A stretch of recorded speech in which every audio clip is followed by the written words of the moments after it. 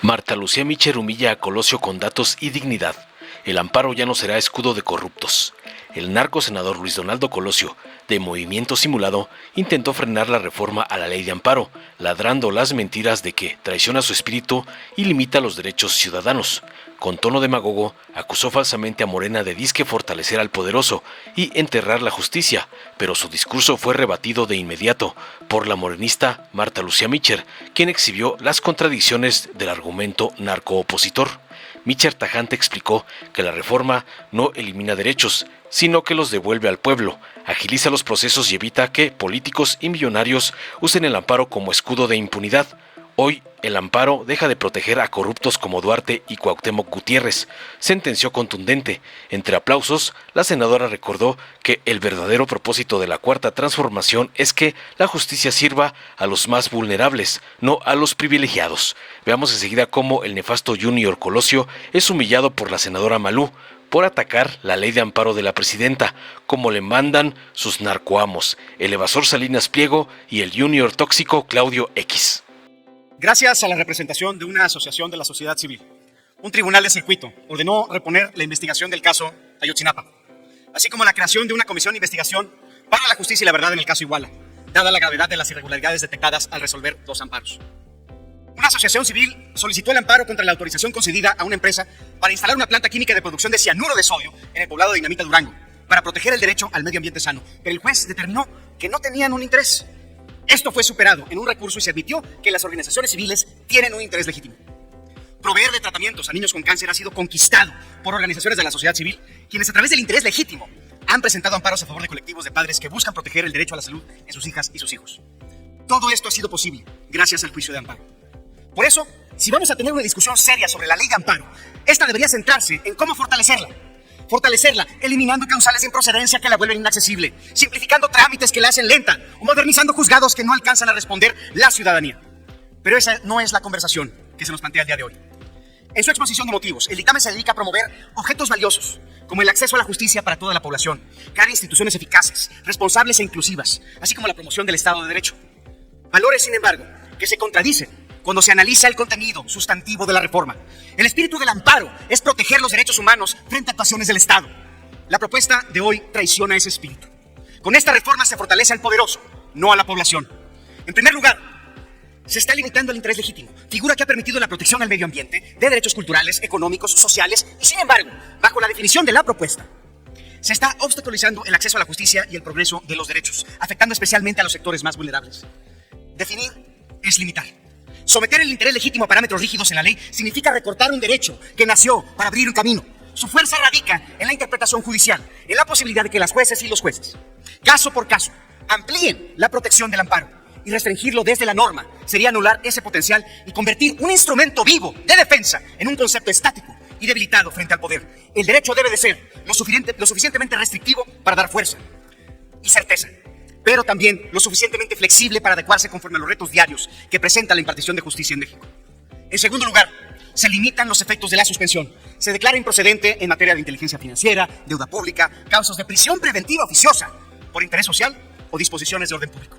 Al hacerlo, se abre una puerta a la que daños de difícil o quizá imposible reparación no puedan ser frenados a tiempo. El amparo pierde sentido, porque sin la suspensión muchas violaciones a derechos se vuelven definitivas.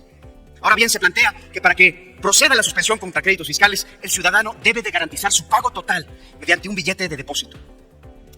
Este requisito solamente favorece a quienes tienen la capacidad de cubrir de inmediato una deuda y excluye de la justicia a quienes carecen de recursos suficientes. Se profundiza así uno de los mayores vicios que ha perseguido siempre nuestro sistema: la crítica legítima de que la justicia es un privilegio reservado solo para quienes pueden pagarla.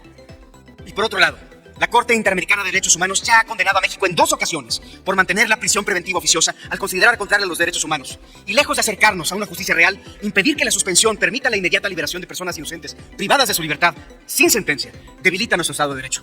Viola de manera reiterada el principio de presunción de inocencia, porque si el amparo no protege, ante todo, a los más vulnerables, entonces deja de cumplir con su razón de ser. En tercer lugar, se reducen los mecanismos de defensa de la ciudadanía en materia fiscal, financiera y administrativa. Las modificaciones propuestas a la Ley Orgánica del Tribunal Federal de Justicia Administrativa y del Código Fiscal a la Federación deja al contribuyente, a cualquier contribuyente, sea empresario, sea comerciante, los deja sin herramientas para defenderse. lejos de abrir las puertas de la justicia, se agregan candados. Concluyo, presidente. Compañeras y compañeros, el amparo es un juicio para garantizar derechos humanos fundamentales cuando estos son violentados por un acto indebido por parte de una autoridad. El dictamen sostiene que la ciudadanía ha abusado del juicio de amparo. Jamás, insisto, jamás la ciudadanía puede abusar de sus derechos, y menos aún cuando enfrenta al poder en condiciones de clara desigualdad. El verdadero abuso es limitar esos derechos. Esta reforma consagra el miedo del gobierno hacia su propia gente. Senador, concluya, por Concluyo, favor. presidente. El miedo a ser enfrentado, el miedo a ser apelado y el miedo a ser derrotado. El juicio de amparo nació para proteger al ciudadano del arbitrario, no al revés. No enterremos su espíritu. Las palabras de José María Morelos y Pavón quedarían hoy enterradas de aprobarse este dictamen. Esta reforma que ni escucha, ni ampara, ni nos defiende. Gracias, presidente. Gracias, presidenta. Voy a utilizar una parte de mi tiempo no para ofender, sino para manifestar mi gran preocupación y celebro la solidaridad del Grupo Parlamentario de Morena ante la situación que está viviendo una flotilla donde están 7 personas, 7 mexicanos y mexicanas, entre ellas Sol González Eguía, Arlín Medrano y Ernesto Ledesma, quien en una flotilla se han sumado a una ayuda humanitaria para romper el cerco ilegal que se tiene en Gaza desde 2007. Estoy segura que el Estado mexicano salvaguardará sus derechos. Me sumo ahora a mi tema. Ya voy a mi tema. Ahora sí voy a voltear lo que tengo que voltear. Ahí les voy. No, pues para ofender, ¿no? Esta es una causa humanitaria. Esta es una causa humanitaria. Qué bueno que te estás preocupando por esas personas. Qué humanitaria eres. Bueno, voy a seguir con mi intervención. Sí, al tema, por favor. Gracias, senadora. Muchas gracias. Quiero reconocer, por supuesto, el trabajo de las y los senadores que integran las Comisiones Unidas de Justicia, Hacienda y Crédito Público y de Estudios Legislativos por el trabajo ágil que se tuvo para el procesamiento, discusión y elaboración del presente dictamen. Reconozco la aportación contenida en el dictamen en 2 aspectos sustantivos para recuperar la esencia de sencillez y rapidez del juicio de amparo. Me refiero a la fijación de plazos claros y al proceso de digitalización de todos los expedientes, acuerdos y trámites. Se fija ahora en el artículo 124 que se tendrá un plazo de 190 días, considerado que el Tribunal de Disciplina Judicial, al momento de supervisar las condiciones en que se imparte justicia. El dictamen propone de forma acertada que todos los trámites, desde la presentación inicial de la demanda hasta la sentencia, puedan ser notificados vía el portal de servicios en línea del Poder Judicial de la Federación para todas las partes, incluyendo a las autoridades responsables.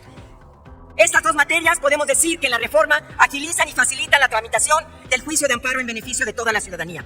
Pero también quiero destacar del dictamen la propuesta de la modificación del artículo 5 sobre el interés legítimo.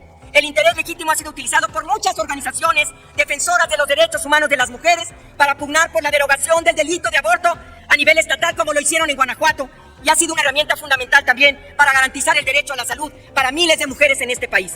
Es muy importante aclarar el alcance del interés legítimo, ya que se ha malinterpretado o desviado de su naturaleza. Por ejemplo, en Guanajuato, cuando se presentó un amparo por las diputadas y diputados de Morena en contra de la negativa del Congreso del Estado para la despenalización del aborto, el director de Asuntos Jurídicos del Congreso de Guanajuato, al rendir su informe de autoridad ante la Judicial Federal, argumentó que el amparo era improcedente, ya que ninguna de las personas quejosas tenían interés jurídico y legítimo para exigir que se garantizara el derecho humano de las mujeres a decidir. Imagínense el nivel de esa respuesta, alegando que un tipo penal violatorio de los derechos humanos no podía ser impugnado por legisladoras o legisladores porque no tienen interés en este tema. Y leo textual lo que dijo: no se produce una afectación real a sus esferas jurídicas, ya que no demuestra encontrarse en proceso de gestación. Así se lo dijo a los hombres diputados, ya que no se encuentra en proceso de gestación ni tampoco tiene la intención de abortar y no está sujetas a un proceso penal por el delito de aborto o no forma parte de un colectivo de apoyo a defensa de derechos humanos. Por lo tanto, no es interés legítimo. Vean qué burla,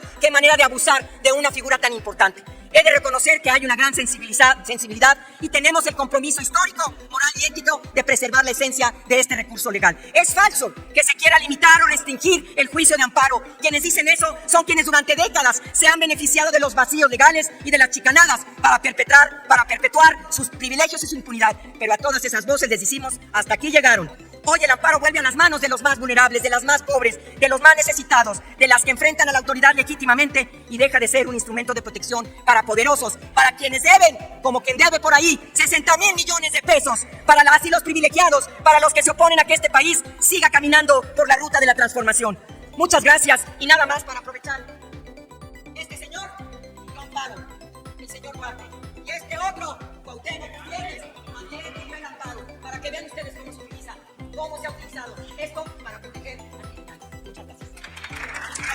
Dale en me gusta, suscríbete, activa la campanita y compártelo para que más gente lo vea.